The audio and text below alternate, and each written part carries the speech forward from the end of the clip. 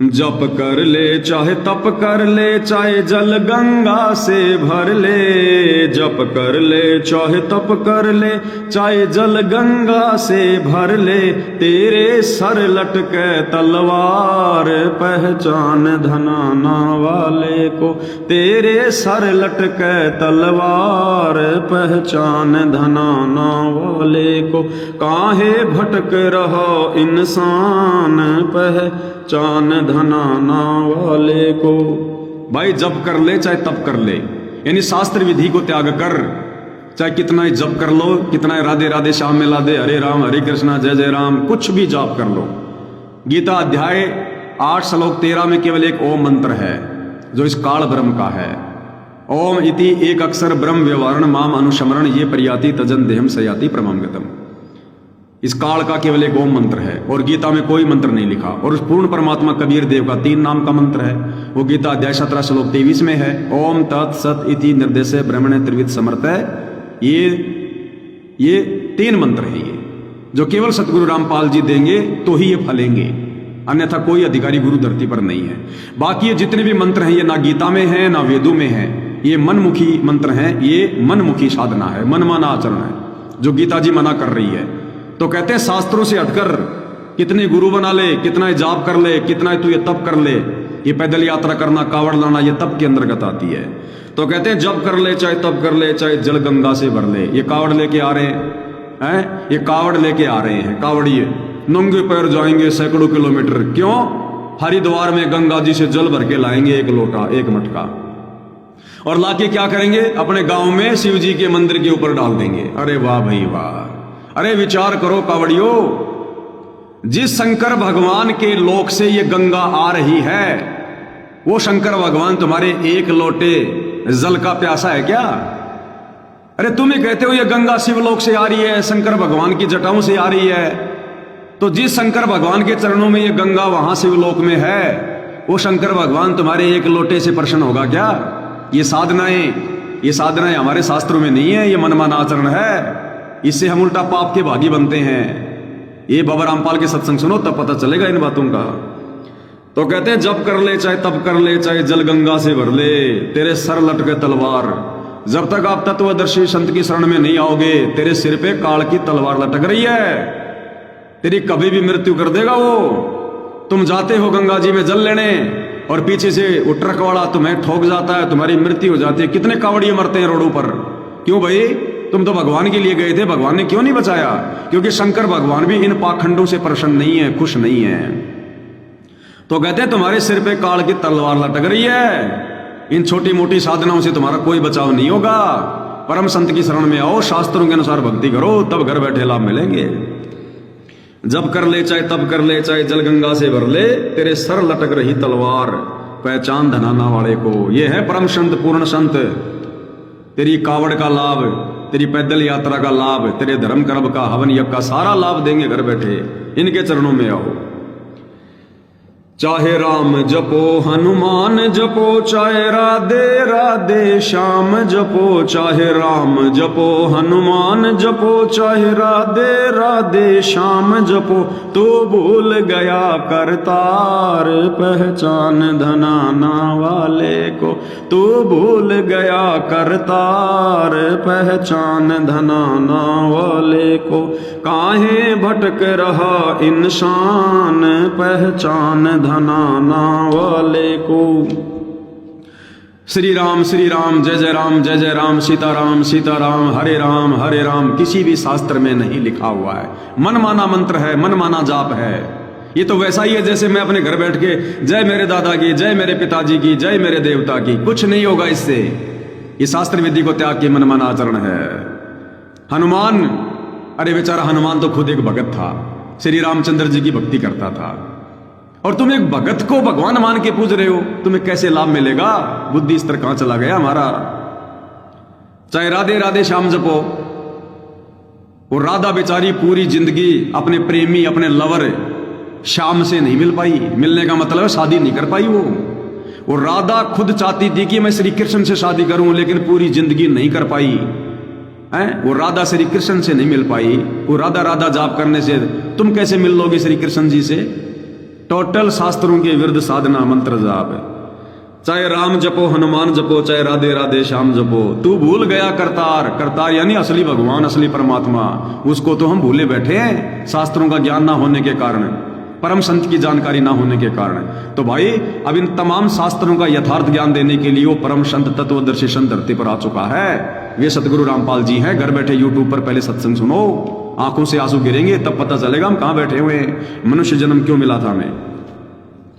तेरे बढ़ रही हारी बीमारी, सतगुरु से कर ले यारी। तेरे बढ़ रही हारी बीमारी, सतगुरु से कर ले यारी। तेरा घर बन गया शमशान, पहचान धनाना वाले को। तेरा घर बन गया शमशान, पहचान धनाना वाले को। पहचान धनाना वाले को, भगवान धनाना वाले को। पहचान धनाना वाले को, गुरुदेव धनाना वाले को। काहे भटक रहा इंसान, पहचान धनाना वाले को। तेरे बढ़ रही हारी बीमारी, सतगुरु से कर ले यारी। आज 90% हिंदू समाज, कोई भी ऐसा घर नहीं है जिस घर में देवी देवताओं की भक्ति ना होती हो, पूजा ना होती हो, मानता ना हो। उसके बावजूद भी हर कोई परेशान है, दुखी है, हारी बीमारी से परेशान है, काम धंधे से परेशान है, रोजगार से परेशान है। किसी की बेटी विधवा बैठी है, किसी का लड़का मर गया, किसी की लड़की मर गई, कोई एक्सीडेंट हो गया, किसी कोई मुकदमे झेल रहा है, कोई हॉस्पिटल में पड़ा है, कोई रोगी होके पड़ा है। हर आदमी भक्ति करते करते दुखी है। क्यों? क्योंकि तुम्हारी भक्ति सही नहीं है, तुम्हारी भक्ति शास्त्रों के अनुसार नहीं है। तुम इन आधे अधूरे देवी देवताओं को परमात्मा मान के पूज रहे हो। ये अपना बचाव नहीं कर सकते, तुम्हारा क्या करेंगे? ये 33 करोड़ देवी देवता जिनको हम भगवान मान के पूज रहे हैं घर घर में, ये इनको तो रावण ने कैद करके जेल में डाल रखा था। ये तो इतने बेबस और लाचार हैं, रावण की जेल से भी अपने स्तर पर नहीं छूट पाए। तो ये तुम्हारा कहां से भला कर देंगे, तुम्हारे कहां से मोक्ष कर देंगे?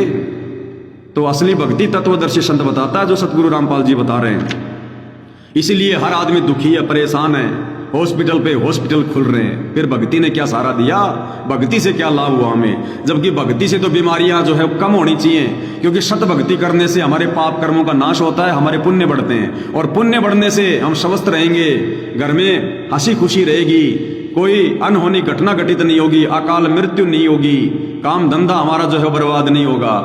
ये होता है भक्ति करने से लाभ। इसलिए भक्ति की जाती है, वरना फालतू में गाल बजाई कोई नहीं करता।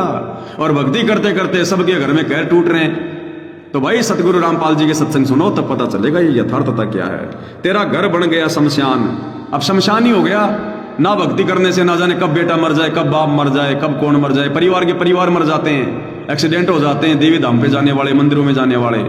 तो घर का घर शमशान घाट बन जाता है आधी अधूरी साधना करने के चलते। तेरी जाए उमरिया बीती, सतगुरु से कर ले प्रीति। तेरी जाए उमरिया बीती, सतगुरु से कर ले प्रीति। तू पल भर का मेहमान, पहचान धनाना वाले को। तू पल भर का मेहमान, पहचान धनाना वाले को। काहे भटक रहा इंसान, पहचान धनाना वाले को। बिना भक्ति के आदमी की उम्र दिन ब दिन घटती जा रही है, क्योंकि ये शरीर श्वासों पर टिका हुआ है। परमात्मा ने गिनती की श्वासें दी है, और ये श्वासें केवल हर श्वास में नाम जपने के लिए, भगवान की महिमा करने के लिए दी गई थी। श्वासें मनुष्य जन्म की, वरना इस मनुष्य जन्म का कोई मतलब नहीं है। अरे गाय, गधे, बैल, हाथी, ऊंट की तो चाम काम आती है, उसका चमड़ा काम आता है, उसकी हड्डियां काम आती हैं। लेकिन इंसान की तो ना हड्डियां काम आती, ना चाम काम आता। पशु का तो गोबर भी काम आता है, पशु का तो पेशाब भी काम आता है, इंसान का टट्टी पेशाब भी काम नहीं आता।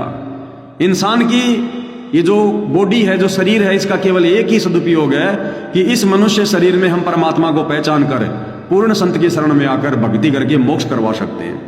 तो कहते हैं बिना भक्ति के दिन प्रतिदिन तेरी श्वासें घट रही हैं, तेरी उम्र घटती जा रही है, तू मृत्यु के निकट जा रहा है।